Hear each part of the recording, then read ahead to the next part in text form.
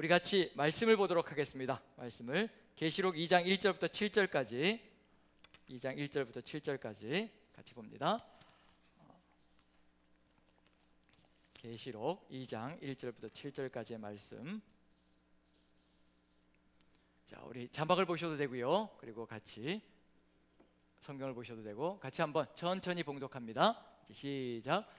에베소 교회의 사자에게 편지하라. 오른손에 있는 7뼈를 붙잡고 7 금촛대 사이를 거니시는 이가 이르시되, 내가 내 행위와 수고와 내 인내를 알고 또 악한 자들을 용납하지 아니한 것과 자칭 사도라 하되 아닌 자들을 시험하여 그의 거짓된 것을 내가 드러낸 것과 또 내가 참고 내 이름을 위하여 견디고 게으르지 아니한 것을 아노라. 그러나 너를 책망할 것이 있나니 너의 처음 사랑을 버렸느니라. 그러므로 어디서 떨어졌는지를 생각하고 회개하여 처음 행위를 가지라. 만일 그리하지 아니하고 회개하지 아니하면 내가 내게 가서 내 촛대를 그 자리에서 옮기리라. 오직 내게 이것이 있으니 내가 니골라당의 행위를 미워하는도다. 나도 이것을 미워하노라. 귀 있는 자는 성령이 교회들에게 하시는 말씀을 들을지어다. 이기는 그에게는 내가 하나님의 낙원에 있는 생명나무의 열매를 주어 먹게 하리라. 아멘. 이제 7교회에 본격적으로 이제 들어가는 출발선인데요, 에베소 교회에 대하여 우리가 같이 나눠야 될 시간이 된 것 같습니다. 자, 에베소 교회에 대해서 직접적으로 들어가기 전에 한 가지 이제 좀 나누고 넘어갔으면 좋을 것 같습니다. 종교개혁자 존 칼빈이 뭐라고 얘기했냐면요, 하나님은 성도의 아버지시고 교회는 성도의 어머니이다 라는 얘기를 했습니다. 상당히 의미 깊은 이야기가 되는데, 하나님이 성도의 아버지시라면 교회, 즉 교회는 성도들의 모체가 된다는 걸 의미가 되는 거죠. 성장하고, 그런 점에서 교회가 얼마나 소중한 의미를 가지고 있는 것인가, 교회가 신령하고 거룩한 그런 젖을 제대로 공급해내지 못한다면 이 세상에서 아기들이 제대로 자랄 수 없는 그런 삶이 되어진다는 점에서 교회의 의미가 상당히 중요하다는 것을 느껴볼 수가 있을 것 같습니다. 교회가 결국은 올바로 서 있어야, 거룩해야 성도가 바른 길을 걸어갈 수 있을 것이며, 그리고 성도가 바른 길을 걸어가야 또 세상 속에서 성도들이 빛을 발할 수 있는 존재가 될 수 있을 것이라는 것, 그게 바로 우리가 서 있는 의미이고 목적이라는 얘기거든요. 그런 점에서 교회는 빛과 같이 세상 속에서 환하게 빛내야 될, 빛이 나야 될 그런 존재들이라는 것, 우리가 그런 존재들이고요, 우리가 모여있는 이 공동체가 바로 그와 같은 역할을 해야 된다는 것. 그래서 신약성경 산상수훈 속에서도 우리 성도를, 교회를 뭐라고 얘기하냐면요, 너희는 세상의 소금이라 그리고 빛이라 라고 이야기를 합니다. 세상의 소금이 되고 빛이 되어야 한다는 것. 소금은 쌓아놓으면 아무 의미가 없습니다. 즉 쌓여져 있는 소금은 아무 의미가 없습니다. 각각 음식 속에 소금이 들어가야, 세상 속으로 들어가서 녹아져 들어가야 소금은 의미를 발하기 시작한다는 얘기거든요. 성도도 마찬가지라는 겁니다. 세상 속에 들어가서 녹아져야 진정한 성도의 의미가 있고 교회의 의미가 살아난다는 것이고요, 빛도 역시 마찬가지입니다. 빛이 한꺼번에 모여 있으면 아무 의미가 없습니다. 그 빛이 세상 곳곳에 들어가서 어두운 곳을 비춰줘야 세상의 흑암의 세력들이 사라지고 빛이 환하게 비춰오는 역사가 펼쳐진다는 점에서 우리는 세상 속에 들어가서 녹아져야 되고 세상 속에 들어가서 빛이 되어야 되는 그런 존재가 된다는 것. 그런 점에서 지금 각자의 가정 속에서, 가정 안에서 우리가 예배 드리는 것 자체도 가정에서 우리가 소금과 빛이 되고, 그 다음에 우리가 또 보내어지는 곳마다, 직장에서, 그 다음에 또 공동체 속에서, 또는 친지들과의 삶 속에서 우리가 빛이 되고 소금이 되는 역할을 감당해야 되는 것이 우리의 사명이 아닌가라는 생각이 듭니다. 그런 점에서 7교회를 이야기할 때 먼저 빛이 되어야 한다는 것, 그래서 7교회를 7등대라고 이야기를 합니다. 촛대라고 얘기하는 거죠. 7촛대. 그래서 하나님께서 7촛대를 사이를 거닐고 계신다, 그 얘기 속에서 바로 촛대가 바로 교회의 모습이라는 의미 속에서, 그런데 왜 이 촛대가 하필이면 7일까? 7의 의미는 도대체 무엇일까? 그걸 이제 다뤄보기도 했었는데요, 어쨌든 촛대, 7촛대라고 이야기하는 것이 이제 계시록에 들어가 있는데, 자, 7촛대의 모습을 한번 보죠. 촛대와 더불어서 한번 비교를 해보면요, 한번 자막을 좀 넣어주시면, 자, 7촛대가 7가지로 퍼져나가는 저 촛대가 어디에 있던 거냐면요, 성전에 있는 촛대 모습입니다. 정금 등대라고 얘기하죠. 그 등대 모습인데, 가지가 퍼져나가 있는 이 모습과 그 다음에 7교회의 모습을 한번 비교해 보십시오. 어떤 공통점이 있는지 한번 보시라는 얘기입니다. 왜 7교회를 굳이 골랐을까? 그것도 의미가 있거든요. 왜냐하면 그 근처에 골로새 교회도 있고 갈라디아 교회도 있고 여러 개의 아시아 교회가 더 있거든요. 그런데 딱 요 7개의 교회를 골라서 뭉쳐 놓습니다. 한번 반모섬에서 시작해가지고, 반모섬이 저기 바다에 있죠, 가운데 들어가 있죠. 반모섬에서부터 시작해서 선을 그어가지고 한번 선을 긋는다면 어떤 형태가 나올까요? 7개의 교회가 십자가 모양이 나온다는, 그리고 또요, 좋습니다. 아주 은혜가 넘쳐서 십자가 모양을 보시고 계십니다. 교회마다 십자가가 서 있긴 하죠. 십자가 모습이 보이고요. 그리고 또 이렇게 쭉쭉 글을 그으면, 반모섬에서 쭉쭉쭉쭉 이렇게 줄을 그으면 뭐가 나올까요? 어느 것과 비슷한 모양이 나올까요? 지금 옆에 있는 정금능대 저 촛대 7가지가 퍼져나가는 것과 거의 유사한 모습을 보이고 있습니다. 왜 굳이 7개의 이런 형태를 가지고 7교회를 이야기해 나갈까? 결국은 교회는 빛을 발해야 되는 촛대라는 것을 분명하게 보여주고자 하는 의도가 들어가 있다는 것. 반모섬에 요한을 가둬놓고요, 말씀과 증언하지 못하게, 예수 그리스도를 증언하지 못하게 만들어 버렸습니다. 하지만 반모섬에서 어디로 빛이 뿜어져 나가느냐면요, 7교회 교회로 빛이 뿜어져 나가서 7교회 교회로 예수 그리스도의 말씀이 증거되어지고요, 이제 여기서 끝나는 게 아니라는 겁니다. 이 7개의 교회에서 어디로 확대되어져 나가야 될 것인가? 온 천지 사방으로 빛이 확대되어져 나가야 된다는 것이 바로 7교회의 목표이고, 바로 요한계시록에 들어가 있는 7교회가 가져가야 될 사명 속에 들어가 있다는 것을 분명히 우리가 생각해 봐야 될 필요가 있습니다. 이것처럼 교회는 빛을 발해야 되는 역할이 들어가 있고요, 촛대의 사명이 바로 그와 같은 빛을 발하는 중요한 사명을 가지고 있다는 것, 바로 그런 점에서 오늘은 이제 에베소 교회부터 시작하는데요, 지금 저기 보시면 7개의 교회가 있는데 에베소 교회부터 시작해서 순서대로 나가는데요, 어떤 순서로 엮여져 가는지 한번 보시라는 얘기입니다. 에베소, 서모나, 버가모, 두아디라, 사데, 빌라델비아, 라오디게아, 어떤 형태로 가나요?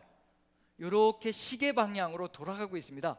지그재그로 가지 않고요, 시계 방향으로 돌아가면서 이렇게 거리를 따라서 움직여가는 것이 바로 7교회의 진행 상황입니다. 그런 점에서 이동 경로가 바로 원을 그려가면서 시계 방향으로 가고 있다, 그런 형태를 가지고 이제 어디부터 시작하느냐면요, 에베소 교회부터 한번 같이 나가봤으면 좋겠습니다.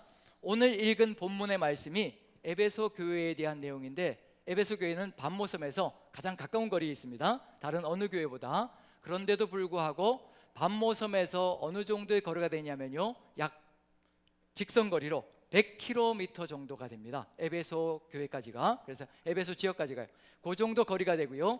그리고 에베소 교회는 상당히 유명한 장소이기도 합니다. 이 아시아 전역에서 수도가 될 만큼 상당히 부흥하고 번성하는 도시였다는 것, 항구 도시 중에서는 가장 큰 도시가 바로 에베소 도시였다는 겁니다. 그 정도로 문화가 융성하고 번성하는 도시였는데, 무엇으로도 유명하냐면요, 우상 숭배로도 상당히 유명합니다. 우상 숭배와 들어버려서 또 여러 가지 이 교회의 문화들이 상당히 많이 판을 치고 있는 것이 바로 에베소 지역의 특징인데, 에베소의 지역의 교회가 시작되어진 것은 누구부터 시작했느냐면요, 바로 바울 사도가 선교 여행을 하면서부터 탄생되어진 것이 바로 에베소 지역의 교회입니다. 한번 사도행전 19장, 18장 한번 봅니다. 사도행전으로 넘어가서요, 사도행전을 보면 바울이 2차 전도 여행을 할 때, 2차 전도 여행을 할 때요, 그때 사건이 벌어지는데 에베소에 갔던 사건입니다. 사도행전 18장을 보면요, 몇 절을 보시느냐 하면 2차 전도 여행 약 50년경부터 52년까지 다녔던 그런 상황이거든요. 18장 18절부터 한번 봅니다. 18장 18절부터.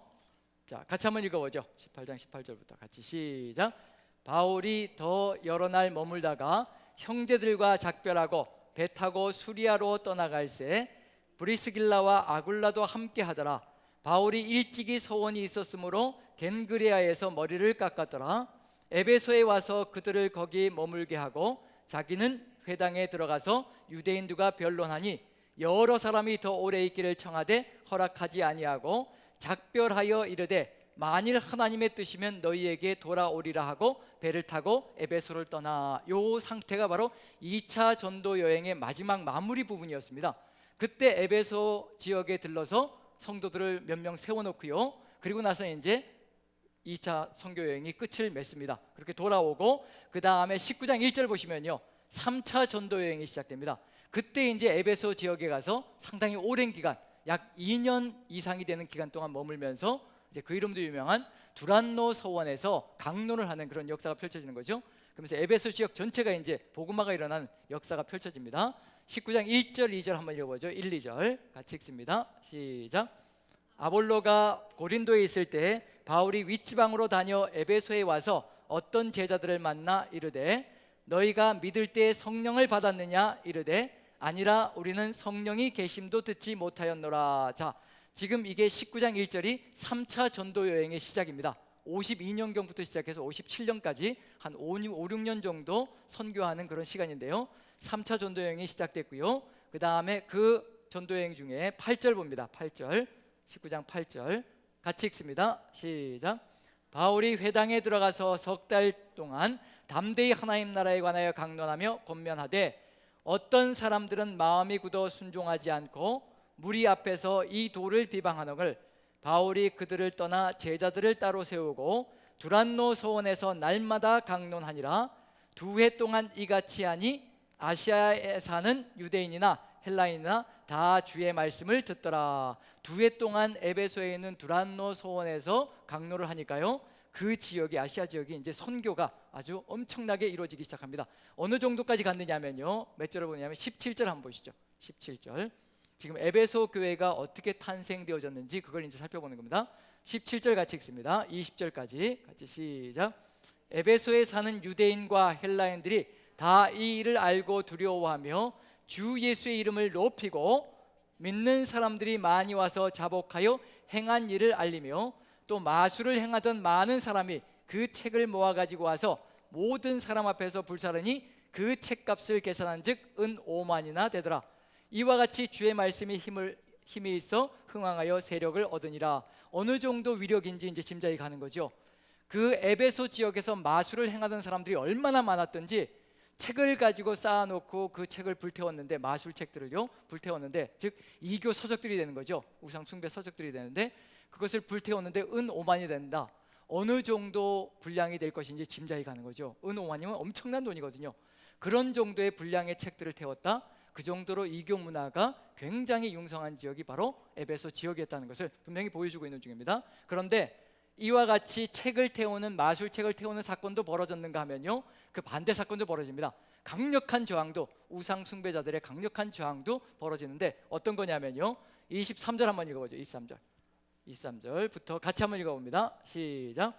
그때쯤 되어 이 도로 말미암아 적지 않은 소동이 있었으니 즉 데메드리오라 하는 어떤 은장색이 은으로 아데미의 신상 모형을 만들어 직공들에게 적지 않은 벌이를 하게 하더니 그가 그 직공들과 그러한 영업하는 자들을 모아 이르되 여러분도 알거니와 우리의 풍족한 생활이 이 생업에 있는데 이 바울이 에베소뿐 아니라 거의 전 아시아를 통하여 수많은 사람을 권유하여 말하되 사람의 손으로 만든 것들은 신이 아니라 하니 이는 그대들도 보고 들은 것이라.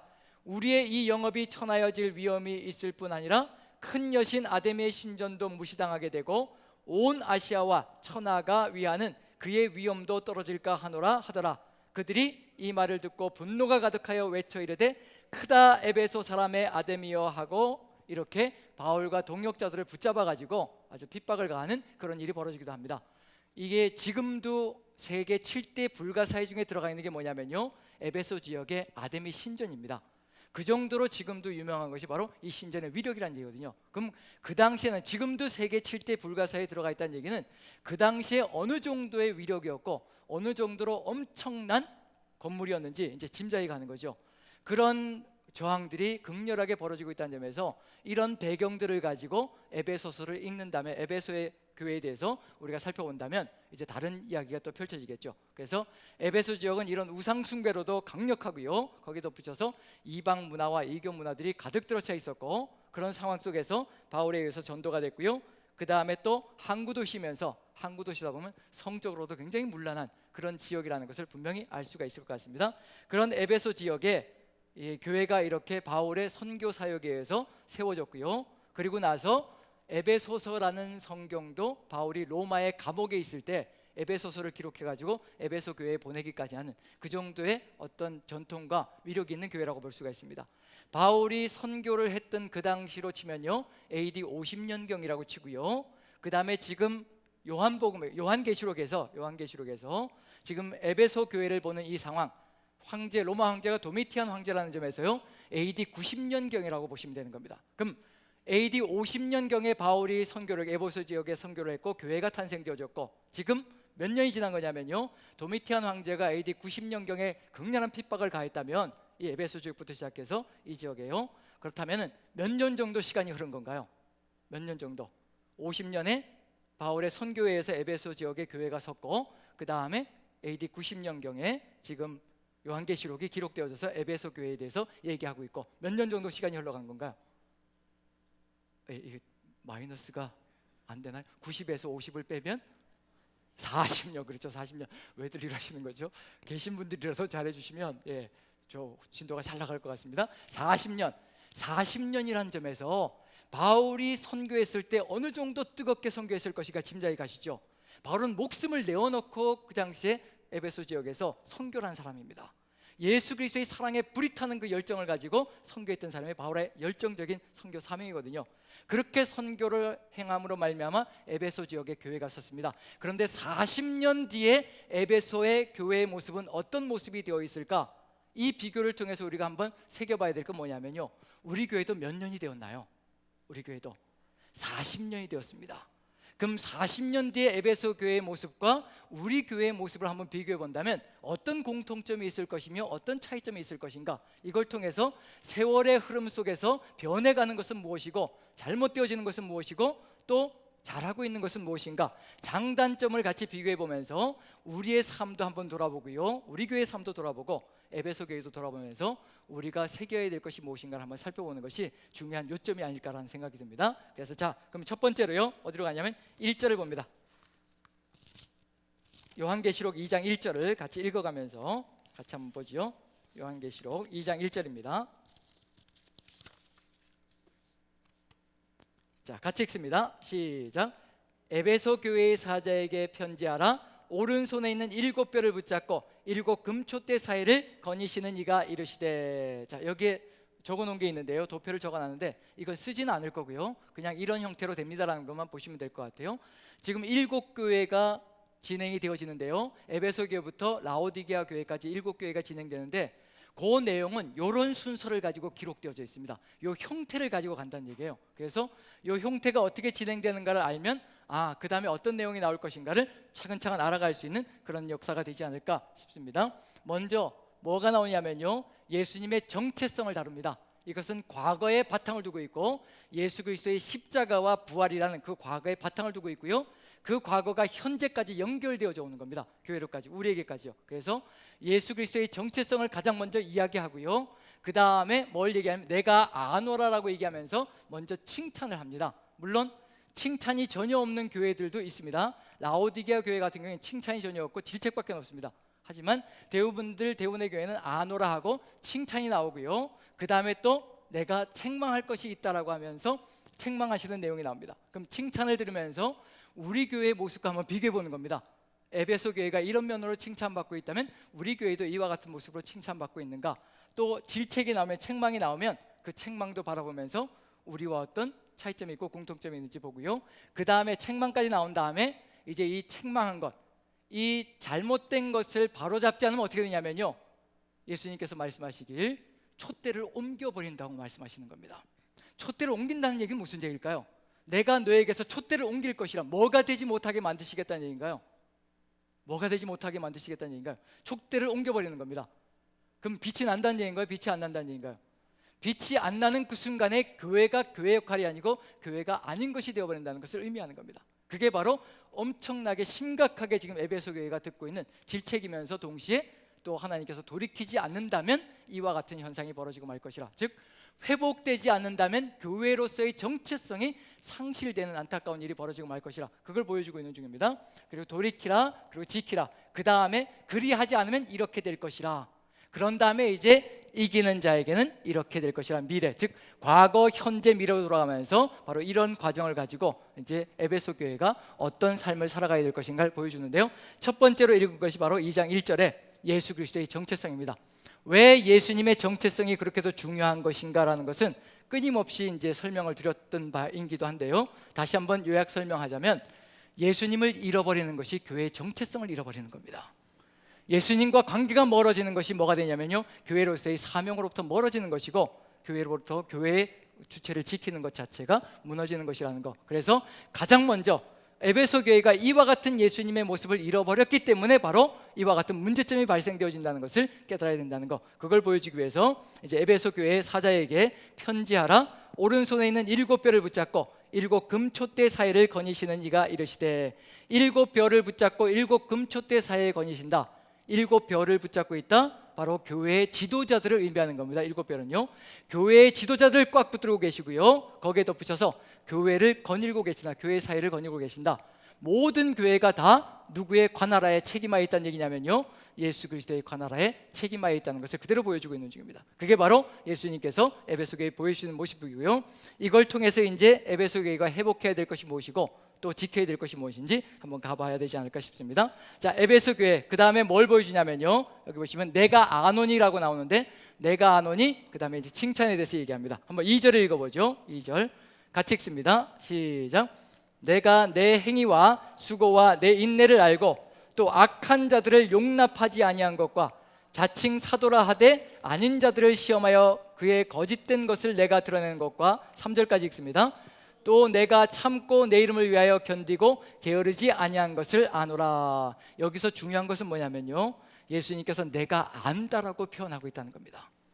에베소 교회의 성도들 한 명 한 명의 상태와 속에 무엇이 들어있는지, 중심이 어떻게 잡혀있는지, 어떤 길로 가고 있는지 모든 것을 낱낱이 다 아시고 계신다는 것을 얘기하고 있는 중입니다. 이게 바로 불꽃 같은 눈을 가지고 계신 예수님의 모습이고, 예수님께서 우리를 아신다는 그런 내용이라고 될 수가 있다는 얘기입니다. 그런 점에서 예수님께서 모든 교회를 다 관할하고 계신다는 것은 바로 이와 같이 아신다는 그 말씀 속에 이미 의미가 들어가 있다는 거.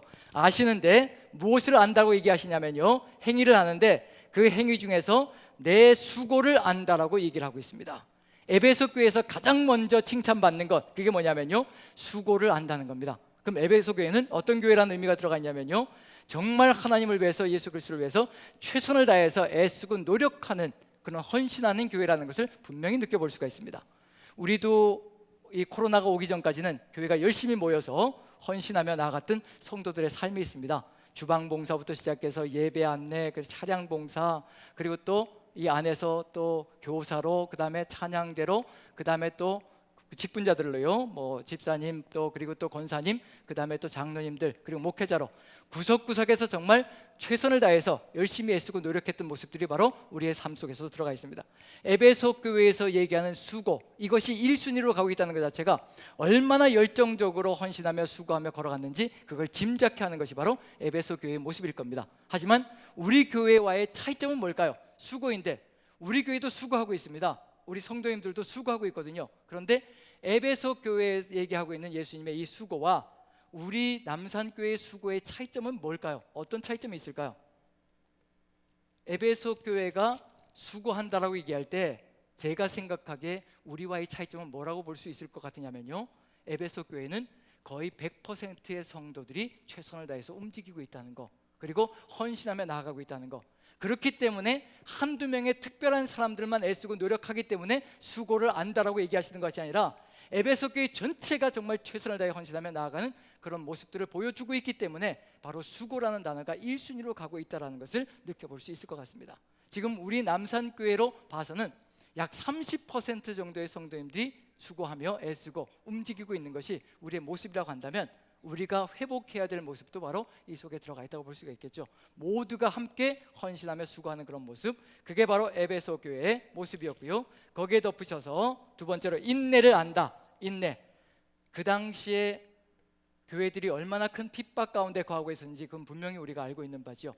도미티안 황제 때 정말 황제 숭배를 하지 않으면 죽음까지도 몰아가는 그런 역사들이 펼쳐지고 있는데, 그런 것들까지도 이겨내며 견뎌내며 그것을 다 극복하면서 참고 견디고 가고 있다는 것, 그게 바로 에베소 교회의 인내의 모습이라는 겁니다. 그리고 또 여기서 우리가 볼 수 있는 것은 아데미 신전에서 그런 고통들을 겪고 그런 것들을 겪었을 때 그런 것들까지도 견뎌내며 모든 우상 숭배라든가 이런 것들로 견뎌내며 가고 있는 그런 모습들이 아마 우리가 또 본받아야 될 그런 내용들이 아닌가라는 생각이 듭니다. 그 정도로 인내가 컸고요. 그 다음에 세 번째로 보면 악한 자들을 용납하지 아니한 것과 자칭 사도라 하되 아닌 자들을 시험하여 그의 거짓된 것을 내가 드러낸 것과. 자, 여기서 악한 자와 자칭 사도는 아마 유사한 관계로 가는 것 같습니다.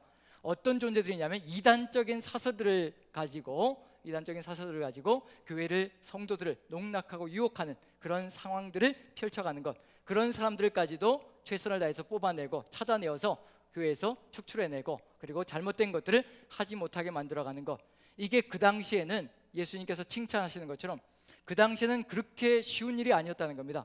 지금 우리 시대에는 성경을 가지고 있고요, 우리가 성경 66권을 가지고 있고 성경을 읽을 수가 있고 모두가 같이 통독하고 묵상할 수 있는 그런 여건이 만들어져 있고요, 그리고 또 원한다면 언제든지 유튜브를 찾아서 정말 정통교리가 무엇인지를 찾아서 볼 수 있는 것들이 주어져 있고, 거기에 덧붙여서 또 원하기만 한다면 책을 찾아서 볼 수 있는 수많은 방식들이 들어가 있습니다.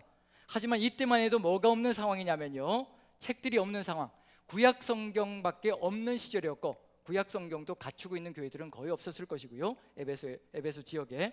그리고 거기에 덧붙여서 신약 성경이라고 해봐야 지금 바울의 서신들이 떠돌고 있는 중이고요, 거기에 덧붙여서 복음서 몇 권이 기록되어 있는 상황. 하지만 그 복음서도 가지고 있는 교회들은 거의 없을 것이라 추정되어지고요. 그 정도가 그 당시의 상황입니다. 그런 상황 속에서 거짓 교리를 분별해낸다는 것은 정말 엄청나게 어려운 일이었음에도 불구하고 최선을 다해서 그걸 찾아내고 그것을 구별해내어서 정통교리를 지켜나가려고 애썼던 것, 그것이 바로 에베소 교회가 가져갔던 그런 삶의 모습이라는 점에서 아마 우리 시대에도 최선을 다해서 우리는 더 좋은 방법들이 들어가 있기 때문에 더욱더 정통교리적인 모습들을 아마 찾아갈 수 있지 않을까 생각이 듭니다. 그리고 세 번째로는요, 네 번째로 3절을 보면 내가 참고 내 이름을 위하여 견디고 게으르지 아니한 것을 아노라 라고 되어 있습니다. 참고 견디고 게으르지 않는다, 게으르지 않는다는 이 단어는 낙심하지 않는다라는 표현과 같은 단어입니다. 그래서 게으르지 않고 참고 그리고 낙심하지 않고 최선을 다해서 끝까지 이겨나가는 모습을 가지고 있었던 것이 바로 에베소 교회의 모습인데, 이런 모습을 가지고 있는 교회 하면 지금 여기서 보면 지금 이 내용만 가지고도요, 수고와 인내와 그 다음에 악한 자들을 용납지 않고 자칭 사도라 하는 자들을 시험하여 거짓된 것을 드러내고 참고 견디고 게으르지 아니하고, 요 정도만 해도 어느 정도의 교회라는 칭찬을 받을 수 있을 것인가, 요 정도만 해도 정말 대단한 교회라는 칭찬을 받을 수 있지 않을까라는 기대를 가져볼 수가 있을 것 같습니다.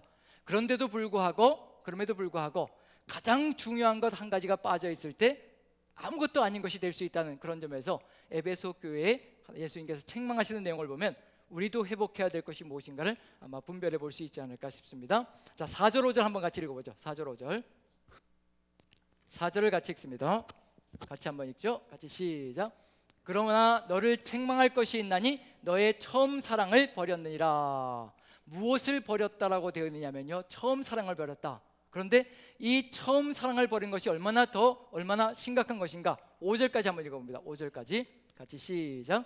그러므로 어디서 떨어졌는지를 생각하고 회개하여 처음 행위를 가지라. 만일 그리하지 아니하고 회개하지 아니하면 내가 내게 가서 내 촛대를 그 자리에서 옮기리라. 아무리 수고가 많고 인내가 가득 차고 견디고 그리고 또 거짓 것을 드러내어서 정통교리를 지켜나가며 그리고 그렇게 살아가는 교회가 되었을지라도 뭐가 사라지고 나니까 촛대를 옮기신다고 말씀하시냐면요, 처음 사랑이 사라지고 나니까 촛대를 옮기시겠다라고 얘기를 하고 계시다는 겁니다. 그럼 무슨 얘기냐면요, 이 처음 사랑이 무엇이라는 것을 느껴볼 수 있냐면 바로 교회의 본질이라는 것을 느껴볼 수가 있을 것 같습니다. 무엇과 같은 얘기냐면요, 여기에 부부가 계시는 걸로 알고 있는데, 부부 생활을 하는데, 부부가 삶을 살아가고 있는데, 결혼해서 삶을 사는데 거기에 처음 사랑이 사라졌다라고 한번 생각해 보십시오. 부부의 삶에서 처음 사랑이 사라졌다. 그럼 남는 게 도대체 뭘까요? 부부의 삶에서 처음 사랑이 사라지면 남는 건 도대체 뭘까요? 수고도 있을 겁니다. 서로 먹고 살려고 애쓰면서요, 정말 수고하고 애쓰면서 서로 떠받쳐 주려고 애를 쓰기도 할 겁니다. 열심히 일을 해서 돈을 벌어오기도 할 겁니다. 하지만 그 모든 것들이 사랑이 사라지고 나면 뭐만 남을까? 부담감과 짐과 책임감밖에 남는 것이 없는 안타까운 일이 벌어질 겁니다. 지금 에베소 교회의 모습이 바로 그와 같은 모습이라는 얘기입니다. 본질적인 사랑이 사라지고 나니까 수많은 수고도 인내도 헌신도 아무 의미 없는 것이 되어버릴 수 있는 그런 상황이 펼쳐지고 있는 것이 바로 에베소 교회의 모습이라는 것. 부부가 결혼을 했는데 사랑이 식어짐으로 아무것도 남지 않는 것 같은 그런 상황이 벌어질 때 어떤 일이 벌어질 것인가? 결국은 어디로 갈까요? 이혼하는 길로 갈 수밖에 없는 상황들이 벌어질 수도 있다는 겁니다. 바로 그와 같은 상황이 바로 에베소 교회 안에서 벌어질 수밖에 없는 상황이라는 것. 그래서 무엇을 회복해야 된다고 얘기하시냐면요, 처음 사랑을 회복하라라고 분명히 얘기하고 있는 중입니다. 이 사랑이 도대체 뭐길래, 이 사랑이 뭐길래 왜 이렇게까지도 얘기하시는 가, 교회 촛대를 옮기시겠다라고까지 하는 그런 일이 벌어지는 것일까? 사랑은 도대체 무엇이길래? 자, 그리스도인의 삶에서 사랑이란 도대체 뭘까요? 그리스도인의 삶에서 사랑이란 무엇일까요? 예수님께서 십자가를 지시기 전에 요한복음에서는 뭘 하시느냐면요, 서리에 수건을 두르시고 제자들의 발을 엎드려서 제자들의 발을 친히 씻기십니다. 그리고 하시는 말씀이 뭐냐면요, 내가 너에게 행한 것처럼 너희도 행하게 하려 하여 내가 본을 보였노라. 그리고 나서 같은 장 13장에 뭐가 들어가 있냐면요, 새 계명을 너희에게 주노니 서로 사랑하라. 내가 너희를 사랑한 것처럼 너희도 서로 사랑하라. 그러면 세상 사람들이 너희가 내 제자인 줄 알리라. 세상 사람들이 우리가 그리스도인인 줄 아는 것, 세상 사람들이 우리가 예수 그리스도의 사람이라는 걸 아는 것, 그게 어디에 달려있다고 얘기하냐면요, 예수님께서 우리를 사랑하시는 것처럼 우리가 서로 사랑할 때 바로 그러한 본질들이, 정체성이 나타난다라고 분명히 기록되어 있습니다. 그것은 예수님께서 발을 씻기시는 것처럼 그렇게 헌신하며 낮아서 섬기는 그런 모습이 분명히 그 안에 들어가 있을 것이라는 거. 그럼 이 얘기만 들어와도 뭐가 들어가 있냐면요, 사랑이라는 것 속에 바로 교회의 본질과 생명력이 그 안에 들어가 있다는 것을 분명히 느껴볼 수가 있습니다. 사랑이 식어지고 사랑이 사라지는 그 순간에 교회는 생명력 자체가 상실되어져 버리고 예수 그리스도의 제자로서의 삶 자체가 무너져 내리는 길로 갈 수밖에 없다는 것을 분명히 보여주고 있습니다. 에베소 교회가 바로 이것이 무너져 있는 교회라는 것, 이것을 회복해야 이제 교회로서의 본질을 찾아가는 그런 힘이 주어질 것이라는 것을 분명히 예고하고 있는 중입니다. 우리의 삶 속에서도 흔히 벌어질 수 있는 일이라고 생각합니다. 제가 이 에베소 교회 이 이야기를 읽으면서 저도 제 자신 속에 느끼는 게 바로 저도 이와 같은 모습을 보여주고 있는 것이 아니었던가라는 생각을 해봅니다. 이 코로나 기간을 거치면서 목회단상에도 한번 썼던 적이 있던 것 같은데요, 코로나 기간을 거치면서 상당히 마음이 답답해지고 무거워지고 그리고 정말 말 그대로 힘이 드는 시간들을 보내고 있는 그런 순간들이 굉장히 많았었던 것 같은데, 근데 돌아보면서 왜 이렇게 힘이 들고 왜 이렇게 무거울까? 왜냐하면 뭐 해야 될 일은 두 가지밖에 없었던 것 같아요. 수요 예배 설교하고 주일 설교, 이 두 가지밖에. 그리고 주일 설교도 1, 2, 3부 설교를 하다가 2부에만 한번 실시간으로 딱 설교하고 나머지는 방송으로 또 보내면 되니까요. 그렇게 딱 두 번 설교하는데 성도님들을 신방을 하는 것도 아니고, 그런데 왜 이렇게 힘들고 왜 이렇게 무겁고 왜 이렇게 어려울까, 마음이 무거울까, 그런 생각을 하면서 곰곰이 되뇌어 보다가 지금 해야 될 일이 무엇인지 고민스럽게 되고요. 그러면서 내가 해야 될 일이 정말 이것뿐인 건가, 더 뭔가를 해야 되는 것 아닌가라는 그런 의식들이 점점 들어오기 시작하는 거예요. 그러면서 왜 이렇게 뭘 수고하려고 하고 뭐 이렇게 하려고 애를 쓸까, 거기 속에 들어가 있는 게 뭐였느냐면요, 성공에 대한 집착이었다는 것을 깨달았습니다. 성공에 대한 집착, 뭔가 보여주고 싶은 거예요. 새로 부임했으니까, 새로 목회자가 되었으니까 이곳에 와서 창원 지역에서 남산교회에서 목회하면서 뭔가 주변 지역에 남산교회가 부흥하고 정말 잘 되고 성도들이 불어나기 시작하더라, 이런 걸 보여주어서 뭔가 제가 명성을 얻고 싶은 마음이 있더라고요. 정말입니다. 그게 있더라고요. 그런데 그걸 못하고 딱 막혀서요, 아무것도 못하고 있는 거예요. 아무것도 못하고 성도님들은 얼굴조차 보이지 않고, 이런 상황이 한 주, 두 주, 3주, 4주 흘러가면서 마음이 무거워지고 고통스러워지기 시작했습니다. 보여주고 싶은 마음, 정말 목회자로서 성공적으로 하고 있다는 것을 알려주고 싶은 그 마음이 가슴속에 가득 들어차 있다는 것을 느꼈습니다. 그러면서 고민하는 중에 어떻게 해야 될 것인가 고민하고 있는 중에 한 가지 책을 읽으면서 해답이 나왔고요. 그리고 지금은 이제 좀 자유로워지고 있는 상황입니다. 어떤 내용이냐면요, 팀 켈러 목사님에 대한 이야기인데, 팀 켈러 목사님이 복음주의 교회 개척으로 이제 유명하신 분인데, 복음주의 개척 운동으로 해가지고요, 복음적으로 교회를 개척하는 운동을 벌이면서 계속해서 이 교회를 개척해 나가는 그런 일을 하고 있는 중입니다. 그러면서 거기에서 어떤 모토를 가지고 있냐면요, 목회자의 성공이라는 것에 대한 정확한 모토를 가지고 있더라고요. 저도 그걸 읽으면서 내가 회복하고 찾아가야 될 것이 바로 이거구나. 목회자의 모토, 목회자의 성공에 대한 모토가 뭐냐면요, 목회자의 성공이란, 목회적 성공이란 뭐냐면 목회를 계시하고 난 다음부터 주님을 더욱더 사랑하게 되는 것, 그리고 그 사랑으로 인하여 사역에서 열매가 드러나기 시작하는 것, 그것이 목회자의 성공이라고 얘기하더라고요. 그래서 그걸 읽으면서 그냥 가슴에 갑자기 충격적으로 와닿는 게 있었습니다. 내가 무슨 성공을 꿈꾸고 있었던가, 정말 목회자의 성공이 무엇인가, 숫자가 불어나는 것이 아니라 정말 목회를 계시하고 난 그 다음부터 더욱더 주님과 더 친밀해지고 더 가까워지고 더 사랑하는 관계가 되고, 그게 이루어지는 것이 목회자의 진정한 성공인데, 내가 뭘 쫓아가고 있었던가, 허상을 따라가고 있었고 헛된 것을 꿈꾸고 있었다는 것을 절실하게 깨달았습니다. 그걸 읽고 나서요. 그래서 목회자의 실패는 뭐다라고 생각하느냐면요, 목회자의 실패는 결국 예수 그리스도의 사랑 관계를 잃어버리는 것, 그게 결국은 실패이고, 성공은 주님과 더 깊이 교제하고 사랑하는 것. 그래서 지금은 뭘 하려고 애를 쓰냐면요, 주님, 제가 주님을 사랑하는 게 맞지요? 맞지요? 그 질문을 계속합니다. 설교를 준비할 때도 제가 정말 주님을 사랑하는 거 맞습니까? 제가 이 설교 하나로 뭔가 자꾸 해보려고 이렇게 하는 것 아닙니까? 그런 질문들을 끊임없이 합니다. 주님을 사랑하는 것을 회복하는 것이 첫째가 되어야 될 것이고, 그것이 회복되어져야 성공이라는 것이 아름답게 바르게 이루어지는 길로 갈 수 있을 것이라는 것, 그것은 분명히 맞는 이야기인 것 같습니다. 그래서 에베소 교회에서도 수많은 수고와 헌신과 인내가 가득 들어차 있는데 뭐가 사라졌느냐면요, 하나님을 향한, 예수 그리스도를 향한 사랑이 사라지고 나니까 아무 의미가 없는 거죠. 그게 다 누구의 능력이 될 것이며, 누구의 노력이 될 것이며, 그리고 누구의 명성이 될 것인가? 예수 그리스도에 대한 사랑, 하나님에 대한 사랑이 없이 이루어지는 모든 것들이 다 누구를 위한 것들이 될 것인가?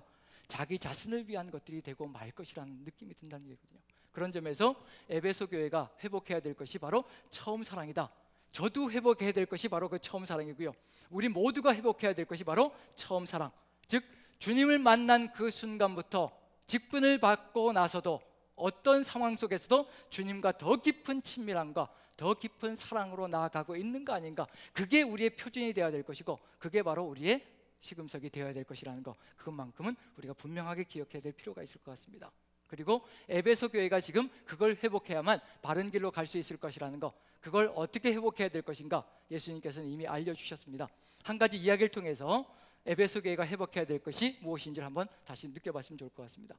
작년 연말에 제가 책을 한 권 읽은 것이 있는데요, 김온유라는 자매가 쓴 책인데, 32살 자매입니다. 김온유라는 자매가 쓴 책인데, 숨쉬지 못해도 괜찮아라는 책입니다. 제목이 숨쉬지 못해도 괜찮아. 제목이 조금 그렇죠. 숨쉬지 못해도 괜찮아는 그 제목 속에 이미 이 자매의 삶의 모습이 들어가 있습니다. 숨을 못 쉽니다. 자가호흡을 할 수가 없습니다. 자가호흡을 할 수 없다는 얘기는 뭐냐면요, 스스로의 힘과 능력으로 호흡을 할 수가 없다는 얘기예요. 그렇다고 산소호흡기를 낄 수 있느냐? 산소호흡기도 낄 수가 없습니다. 인공호흡도 할 수가 없습니다. 단지 무엇으로밖에 살아갈 수가 없냐면요, 누군가가 계속해서 호흡을 하게 만들어줘야 살아가는 삶이 되어버렸습니다.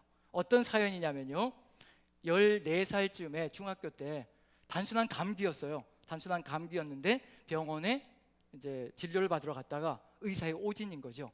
오진으로 어떤 판명이 났냐면요, 폐에 구멍이 있다는 거예요. 그래서 이제 열이 나고 이렇게 된다고, 그래서 수술을 해야 된다고. 단순한 감기이고 거기에 덧붙여서 폐에 구멍이 있는 경우는 간간히 청소년 시들이 있다고 합니다. 그리고 그건 또 성장하면서 막히는 경우들이 있기 때문에 좀 두고 보아야 되는 건데, 의사가 그걸 이제 수술을 하자고 해서 수술을 했답니다. 그런데 수술이 좀 잘못되어서 이게 염증이, 폐에 또 염증이 생기고, 다시 또 재수술해서 절개를 하고 염증이 더 깊어지고, 염증이 어디까지 퍼졌느냐면요, 갈비뼈에까지 펴져가지고 갈비뼈도 다 오려내는 안타까운 일이 벌어졌습니다. 그 다음에 폐가 점점 더 기능을 이제 상실하기 시작하고요, 나중에는 폐 기능이 완전히 상실됨으로 말미암아 목에 구멍을 뚫고 엠브라는 거, 이게 인공호흡기, 이게 펌프 같은 거거든요. 엠브를 꽂아가지고 인공호흡을 시켜야 되는 거예요. 그런데 기계로 할 수 없는 이유는 뭐냐면요, 인간의 호흡이라는 건 수시로 달라지고 변한다는 겁니다. 그냥 가만히 앉아 있을 때 호흡과 서서 걸어 다닐 때 호흡과 잠을 잘 때 호흡이 다 다르다는 거예요. 그 속도에 맞춰서 이 엠브를 이렇게 조정해 줘야 되는데 기계는 그걸 못 한다는 거예요. 만약에 기계를 만들어낸다면, 연구해서 만들어낸다면 이게 팔아도 이게 돈이 안 되는 거죠. 왜냐하면 이런 환자가 별로 안 되기 때문에 연구해서 그런 기계를 만든다 해도 별로 그렇게 돈벌이가 안 되기 때문에 연구를 안 하고 만들지 않는다는 겁니다. 그래서 어떻게 돼버리냐면 결국은 16년 동안 병원에서 그냥 퇴원도 못하고요, 16년 동안 지금 32살 될 때까지 지금 병원에서 생활하고 있고, 그리고 처음에는 부모님이 계속해서 24시간을 이걸 눌러주는 거예요. 교대로 부모님이 눌러주고요. 그런데 부모님이 해도 한계가 있잖아요. 친지들이 하는 것도 한계가 있고, 그래서 청년부에서 그걸 알아가지고 청년부에서 올려가지고 이제 청년부 자원봉사자들이 오고, 이제 전국 각지에서 자원봉사자가 온다는 겁니다. 24시간을 이걸 눌러줘야 되는 거예요. 24시간을 4교대로 사람이 바뀌어가면서요, 이걸 계속해서 눌러주는 겁니다. 그럼 이 자매의 삶도 한번 생각해 보십시오. 잠을 자다가 깨어나면 누군가가 이걸 처음 얼굴도 보지 못한 사람이 이걸 눌러주고 있는 거예요. 그걸 살아가는 삶이 이 자매의 삶입니다. 처음에는 절규하면서 하나님께 울부짖고 살려달라고 애걸 하고 고쳐달라고 치료해달라고 아주 하나님을 향해서 정말 절규하는 신음소리를 내면서 그렇게 기도하며 그렇게 하나님 앞에 나아갔는데 어느 순간 멈춰졌다고 얘기합니다. 뭘 만났기 때문이냐면요, 예수 그리스도를 만나고 나서부터, 그 책에 그렇게 적혀 있습니다. 예수 그리스도의 사랑을 느끼고 나서부터는 이제 그런 절규가 멈춰지고, 이것도 내가 지금 다른 사람들에 의해서 호흡을 할 수 있는 것만으로도 감사하다, 즉 숨쉬지 못해도 괜찮다는 그런 의식이 생기기 시작했다고 합니다. 그 예수님의 사랑이 어떤 사랑이냐면요, 이 자매에게는요, 자신의 죄를 위해서 모든 생명을 다 내어 던지시고 그 영원하신 생명을 내어 던지신 그 예수님의 사랑, 그걸 만났고요. 그런데 예수님의 사랑은 거기서 끝나지 않았다는 겁니다. 나를 위해서, 나의 죄를 위해서, 이 사악한 인생의 죄를 위해서 자신의 모든 것을 다 내어 던지시고 몸을 찢으시고 피까지 다 흘려주시고 그렇게 십자가에 달리셔서 나를 구원해 놓으시고, 그것도 모자라서 다시 살아나셔가지고 나를 지키시기 위해서, 나와 영원히 함께 하시기 위해서 나에게 오신 그 예수 그리스도의 사랑, 그 사랑을 만났다는 겁니다. 그게 바로 그 사랑을 만나고 나서부터는 흔들림 없이 주님과 함께 이제는 뭐가 되냐면요, 이제는 말씀의 사역자처럼 정말 엠브를 처음 초신자들, 믿지 않는 사람들이 와서 이것을 자원봉사를 할 때 오히려 증거하고 증언하면서 예수 그리스도를 증언하는 삶을 살고 있는 것이 그 자매의 삶이라는 거, 이게 바로 그 자매가 만난 예수 그리스도의 사랑인데, 에베소 교회에도 필요한 것이 바로 이와 같은 예수님의 사랑이라는 겁니다. 바로 이 자매가 만났던 것처럼 십자가에 달려서 돌아가시고 그것도 모자라서 우리를 사랑하시사, 끔찍이도 사랑하시사 우리에게 다시 살아나셔서 오셔서 영원토록 함께 하시는 그 사랑, 그 사랑이 에베소 교회에서 회복되어진다면 새로운 역사로 걸어갈 수 있는 길이 될 것이라. 그래서 에베소 교회에 주시는 말씀이 뭐냐면요, 2장 1절을 보면, 제가 다시 한번 읽습니다. 에베소 교회의 사자에게 편지하라. 오른손에 있는 7뼈를 붙잡고 7 금촛대 사이를 거니시는 이가 이르시되, 7 뼈를 붙잡으시고 7 금촛대 사이를 거니시는 예수 그리스도, 살아나셔서 십자가에 달리시고 살아나셔서 그것도 모자라셔가지고 다시 또 교회로 오셔서 교회 사이로 거니시면서 교회를 붙드시고 끝까지 붙들어서 그리고 생명으로 이끌어 가시며 그리고 구원해 주시고 보호하시고 돌보시는 그 예수 그리스도, 그게 바로 에베소 교회가 회복해야 될 예수 그리스도의 사랑이라는 것, 바로 그 예수 그리스도를 만나서 사랑하며 나아간다면요, 이 에베소 교회는 다시 한 번 더 정말 부흥하고 영적으로 서서 나아가는 그런 교회로 성장해 나갈 수 있을 것이라는 것, 지금 우리에게도 필요한 것이 바로 이와 같은 예수 그리스도의 사랑을 회복해 나가는 것, 그 주님과의 사랑이 끈끈하게 더 깊어지는 것, 그러할 때 우리도 에베소 교회와 같이 회복되어진 교회의 모습으로 결국 마지막에 바로 이와 같은 축복으로 나아갈 수 있을 것이라는 거. 자, 7절 한번 읽어봅니다. 7절, 2장 7절입니다. 같이 한번 읽죠. 같이 시작. 귀 있는 자는 성령이 교회들에게 하시는 말씀을 들을지어다. 이기는 그에게는 내가 하나님의 낙원에 있는 생명나무의 열매를 주어 먹게 하리라. 처음 사랑을 잃어버렸기 때문에 잃어버렸던 것, 하나님과의 관계가 끊어졌기 때문에 잃어버렸던 것, 바로 낙원과 생명나무를 잃어버렸었는데, 이제 하나님과의 처음 사랑을 회복하게 된다면 이제 잃어버렸던 그 첫 번째로 잃어버렸던 것을 회복하는 길로 갈 수 있는 그런 역사가 펼쳐진다는 걸 그대로 보여주고 있는 중입니다. 낙원이 회복되어지고 낙원에서 생명나무의 길이 열려서 우리가 영원한 생명의 길을 주님과 함께 걸어가는 역사가 펼쳐질 것이라는 것, 그게 바로 에베소 교회에 주어진 하나님 예수 그리스도의 약속이라는 것을 우리가 마음에 새기고, 우리도 오늘 이 시간에 우리가 정말 주님과 함께 그런 뜨거운 사랑을 나누고 있는가, 내가 지금 주님을 그렇게 사랑하고 있으며 주님의 그 사랑 가운데 내가 거하고 있고 그 사랑을 내가 실천하고 있는 중인가, 그걸 마음에 한번 새겨보시면서 하나님의 뜻을 따라서 사랑으로 승리하시고 사랑으로 역사하시는 여러분들 모두가 되시기를 축원합니다. 기도하겠습니다.